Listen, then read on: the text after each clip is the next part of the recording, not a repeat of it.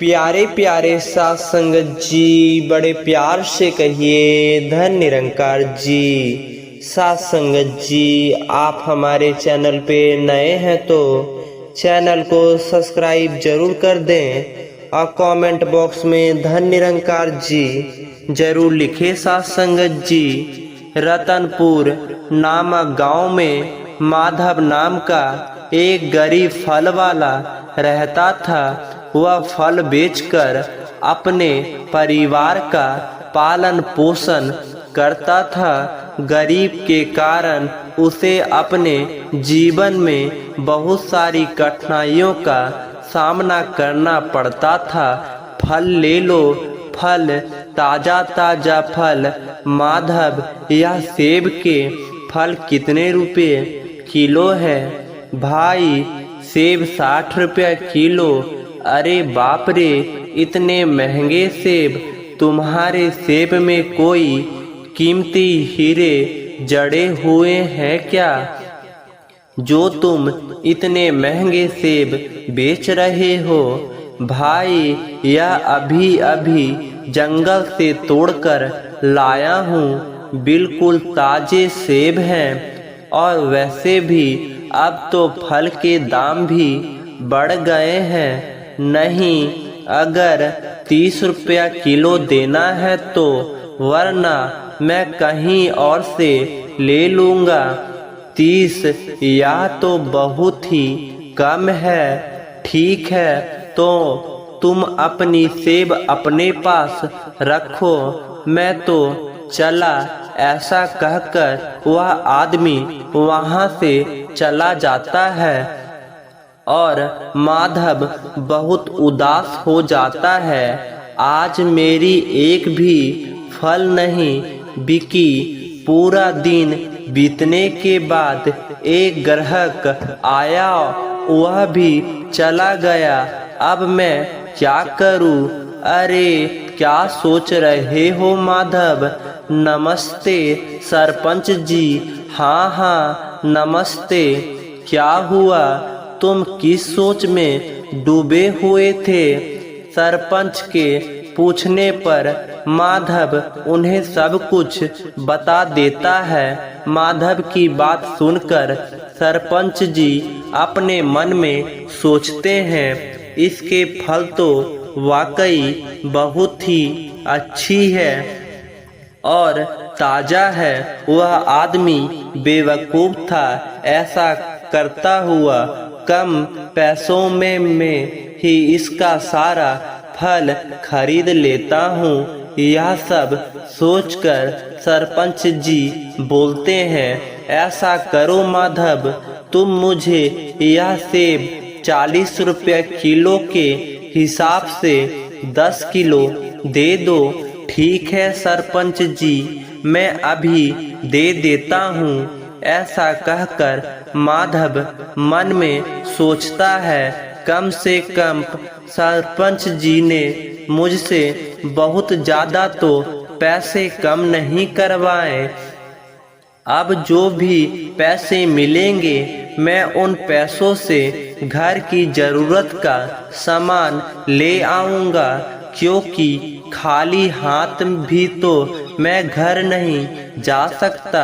सरपंच की चालाकी से अपने मन में सोचते हैं, बेवकूफ़ आदमी इन लोगों से प्यार के 2 मीठे बोले क्या बोल दो, यह लोग अपना सब कुछ नौ-छौ कर देते हैं। फिर सरपंच जी फल लेकर वहाँ से चले जाते हैं और माधव भी अपना सामान समेटकर अपने घर की ओर निकल जाता है।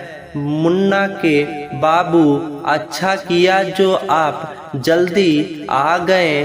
क्या हुआ सुमित्रा, तुम इतनी परेशान क्यों रही हो?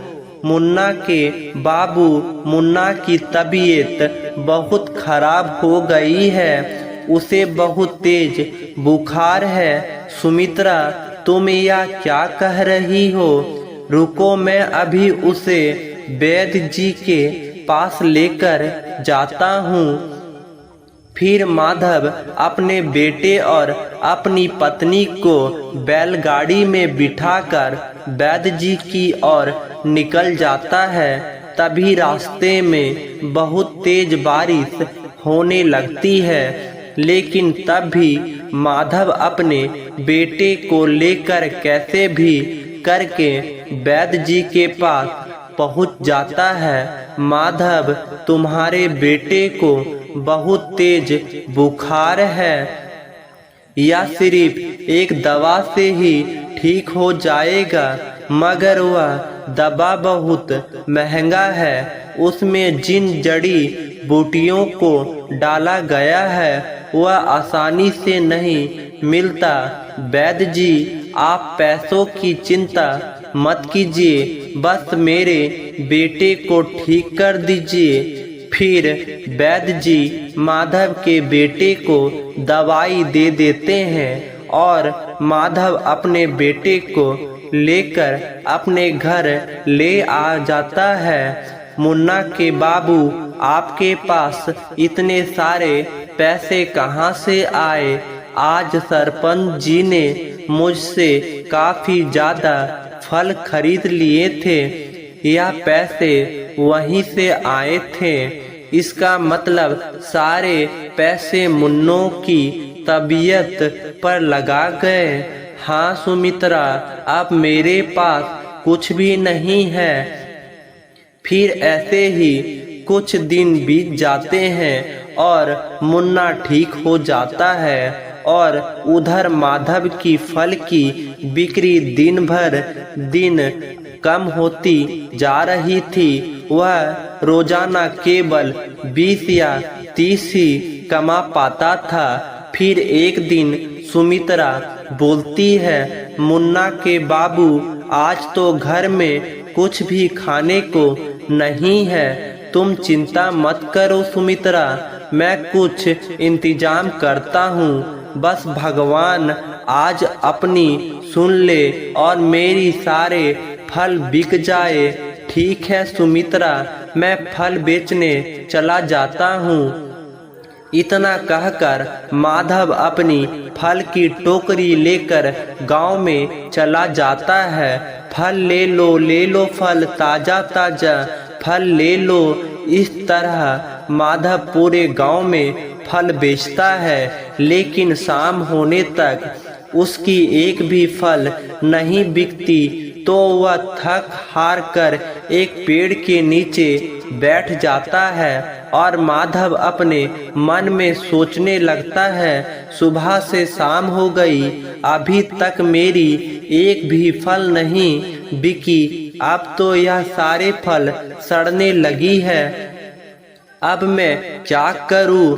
हे ईश्वर, मेरे जीवन की कठिनाइयां कब खत्म होगी? माधव यह सोच ही रहा था कि तभी वहां से एक साधु बाबा गुजरते हैं। भीख मांग देही, तुम एक दोगे, ईश्वर तुम्हें 100 देगा। प्रणाम साधु बाबा। आयुष्मान बहु पुत्र, क्या आपको कुछ चाहिए? साधु बाबा, हाँ पुत्र, मैं एक भिक्षुक हूँ और यहाँ लोगों से भिक्षा मांग रहा हूँ। कैसी भिक्षा? साधु बाबा, पुत्र, मैं अपने शिष्यों के लिए भोजन इकट्ठा कर रहा हूँ, इसलिए गांव-गांव के लोगों से भिक्षा मांग रहा हूँ। पुत्र, अगर तुम चाहो तो अपनी खुशी से तुम भी कुछ थोड़ी सी फल दे सकते हो। क्षमा चाहता हूँ साधु बाबा, अभी मेरे पास आपको देने के लिए 1 रुपया भी नहीं है और ना ही मेरे घर में आटा या कोई अनाज है जो मैं आपको दे सकूं, और ना ही मैंने आज सुबह से कुछ कमाया है। मेरे पास आपको देने के लिए कुछ भी नहीं है। पुत्र, क्या तुम मुझे यह सारे फल दे सकते हो? बाबा की यह बात सुनकर माधव अपने मन में सोचने लगा, हाँ यह फल तो मैं साधु बाबा को दे सकता ही हूँ। वैसे भी शाम हो गई है और उनके बिकने की उम्मीद भी नहीं है। वैसे भी यह खराब हो जाएगा, इससे अच्छा कि किसी के पेट में चला जाए तो ज़्यादा अच्छा होगा। यह सोचकर माधव बोलता है, साधु बाबा आप यह सारे फल ले जाइए। माधव की बात सुनकर बाबा टोकरी से थोड़ी सी फल उठा लेते हैं। यह क्या साधु बाबा, आप इतनी कम फल क्यों ले जा रहे हो? आप सारे फल ले जाइए। पुत्र, अगर मैंने तुम्हारी सारे फल ले ली तो तुम क्या बेचोगे? कोई बात नहीं साधु बाबा, मैं कल दोबारा फल तोड़कर बेच दूंगा, आप इन्हें ले जाइए। पुत्र, मैं इतना बड़ा टोकरी कैसे लेकर जाऊंगा? साधु बाबा आप मुझे बताइए आपको कहाँ जाना है, मैं इन्हें वहीं पहुँचा देता हूँ। ठीक है पुत्र, चलो तुम मेरे साथ।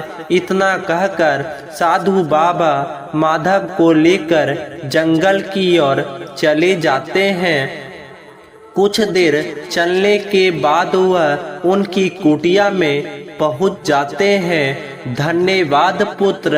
अरे बाबा, धन्यवाद की कोई बात नहीं है, यह तो मेरा फर्ज था। मेरा आशीर्वाद तुम्हारे साथ है, तुम सदैव खुश रहो। साधु बाबा, अगर आप बुरा ना माने तो मैं आपसे एक बात पूछना चाहता हूँ। पूछो पुत्र, क्या पूछना है तुम्हें? साधु बाबा, आपने फल तो ले लिया, लेकिन क्या आप लोगों को केवल खाने में फल ही खिलाएंगे? नहीं पुत्र, दरअसल मैंने आटा और अनाज और सब्जियां तो पहले से ही जमा किया हुआ था और फिर मैं फल की ही तलाश में निकला था। साधु बाबा, यह तो बहुत ही अच्छा है, मेरे फल आपके काम आ जाएंगे। ठीक है बाबा, अब मैं चलता हूँ। पुत्र रुको, मैं तुम्हें कुछ देना चाहता हूँ। यह लो, इसका नाम बुलबुली है। अब से यह चिड़िया तुम्हारा हुआ।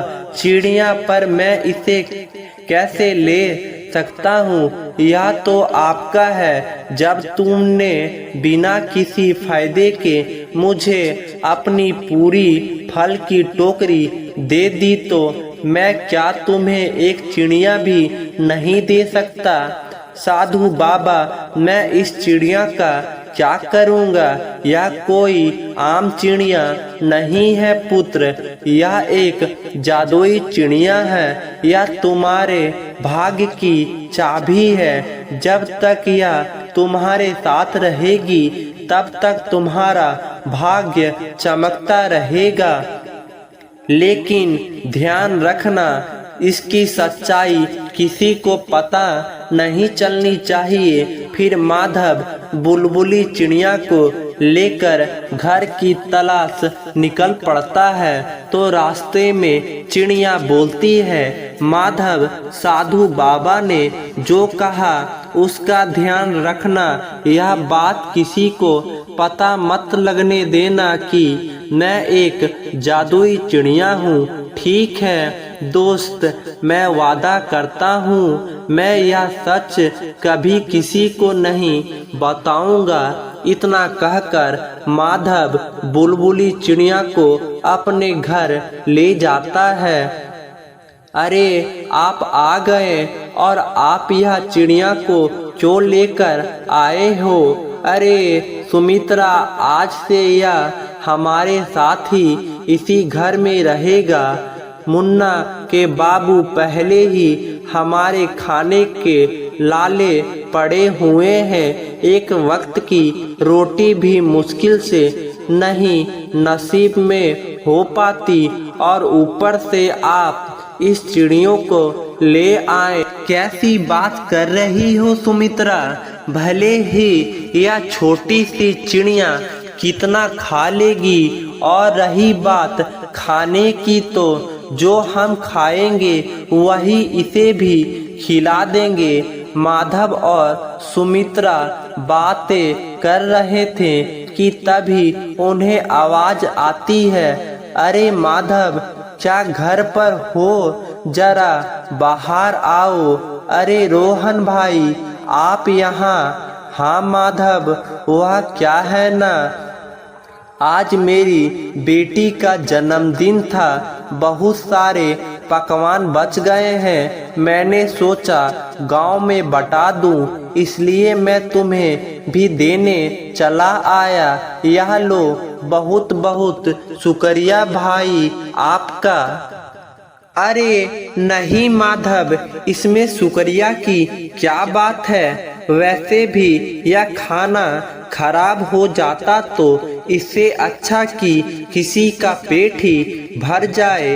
रोहन यह कहकर वहां से चला जाता है। यह तो बहुत स्वादिष्ट पकवान है। देखो सुमित्रा, मैंने कहा था ना कि जिसके भाग्य में जो लिखा होता है वह उसे मिल ही जाता है। तुम खामखा चिंता कर रही थी, देखो यह पकवान हमारे पास खुद चलकर आ गए। आज तो हम खाएंगे स्वादिष्ट पकवान और गाएंगे ईश्वर के गुण, फिर वह सब मिलकर खाना खाते हैं। सुमित्रा, मैं फल बेचने बाजार जा रहा हूँ, तो क्या आप इस चिड़िया को भी साथ ले जाएंगे? क्यों, क्या हुआ? कुछ नहीं, मैं तो बस पूछ रही थी। माधव सुमित्रा की बात सुनकर फल बेचने चला जाता है। फल ले लो, फल, ताजा फल। माधव, तुम्हारे फल तो बहुत अच्छे दिख रहे हैं। सेब क्या भाव दे रहे हो? सेब 50 रुपया किलो है। अच्छा, एक काम करो, मुझे 3 किलो सेब और 2 किलो संतरे दे दो। वह आदमी बिना पैसे कम कराए माधव के सारे फल खरीद कर चला जाता है। वह देखता ही देखता माधव के सारे फल बिक जाते हैं। अरे वाह, आज तो मेरे सारे फल अच्छे दामों में बिक गए। अब मैं इन पैसों से मुन्ना और सुमित्रा के लिए अच्छे कपड़े और खिलौने लेकर जाऊंगा। फिर माधव सब सामान लेकर अपने घर चला जाता है। मुन्ना के बाबू, यह सब क्या है? आज मेरी कमाई बहुत ही अच्छी हुई है, इसलिए मैं तुम दोनों के लिए कपड़े और मुन्ना के लिए खिलौने लेकर आया हूँ। फिर इसी तरह दिन गुजरते रहे और दिन प्रतिदिन माधव की कमाई बढ़ती चली जाती है। फिर एक दिन उनके घर एक रमेश नाम का एक व्यक्ति आता है। यह लो माधव भाई, तुम्हारे पैसे जो तुमने मुझे 2 साल पहले दिए थे, मैं वापस करने आया हूँ। शुक्रिया रमेश भाई। अरे शुक्रिया तुम मुझे तुम्हारा करना चाहिए माधव, तुमने बुरे वक्त में मेरी मदद की थी, लेकिन यह पैसे लौटाने में मुझे थोड़ी देर हो गई, इसके लिए मैं माफ़ी चाहता हूँ। रमेश माधव के पैसे वापस करके वहाँ से चला जाता है। मुन्ना के बाबू, यह अचानक से लोग हम पर इतने मेहरबान कैसे हो गए? पता नहीं क्यों मुझे ऐसा लगता है जब से यह चिड़िया हमारे घर आई है तभी से हमारे भाग्य बदल गया है। सुमित्रा तुम खामोखा क्या क्या सोच रही हो, ऐसा कुछ भी नहीं है। दूसरी तरफ माधव की तरक्की देखकर लोग जलने लगे थे। इस माधव की सारे के सारे फल चुटकियों में बिक जाते हैं और एक हम लोगों का है। सुबह से बैठे रहते हैं लेकिन हमारे एक भी सेब भी नहीं बिकते। अरे हाँ भाई, तुम बिल्कुल सही कह रहे हो। इससे पहले कि इस माधव की वजह से हमारा थक्का बंद हो जाए, हमें कुछ ना कुछ तो करना ही होगा। ऐसा करते हैं भाई, इसकी शिकायत अपना सरपंच से कराते हैं, वाकई वो खुद ही देख लेंगे।